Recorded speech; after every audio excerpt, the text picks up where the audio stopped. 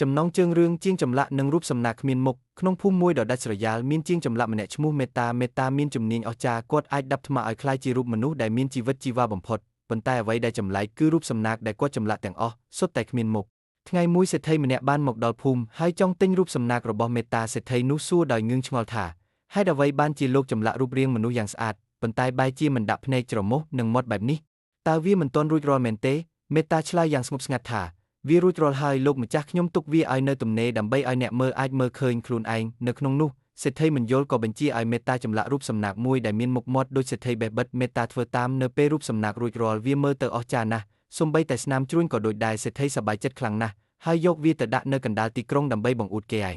ប៉ុន្តែប៉ុន្មានខែក្រោយមកសេដ្ឋីត្រឡប់មកជួបមេតាវិញដោយទឹកមុខស្រពោនគាត់និយាយថាមេតា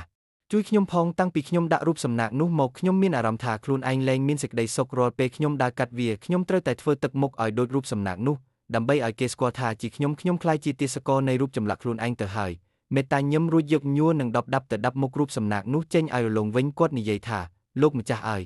មនុស្សយើងរាល់ថ្ងៃខំចម្លាក់មុខមាត់ឲ្យពិភពលោកមើលតាមរយៈទ្រព្យសម្បត្តិនិងយស័ក្តិរហូតភ្លេចថាមុខពិតរបស់ខ្លួនគឺជាអ្វីនៅពេលលោកម្ចាស់លែងខ្វល់ថាត្រូវបង្ហាញមុខមាត់បែបណាទៅកាន់ពិភពលោកនោះលោកម្ចាស់នឹងរកឃើញសេរីភាពពិតប្រាកដចាប់ពីថ្ងៃនោះមកសេដ្ឋីលែងខ្វល់ពីការបង្អួតសម្ភារៈហើយរូបសំណាកគ្មានមុខនោះក៏ក្លាយជាគ្រឿងរំលឹកស្មារតីដល់មនុស្សគ្រប់គ្នាថាកុំឲ្យរបស់ខាងក្រៅកំណត់តម្លៃពិតរបស់ខ្លួនណា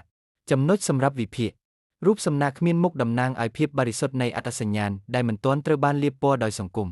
ការក្លាយជាទាសករនៃរូបចម្លាក់ឆ្លុះបញ្ចាំងពីមនុស្សសម័យថ្មីដែលព្យាយាមមកសាងរូបភាពលើបណ្ដាញសង្គមរហូតបាត់បង់ភាពជាខ្លួនឯងពិតប្រាកដ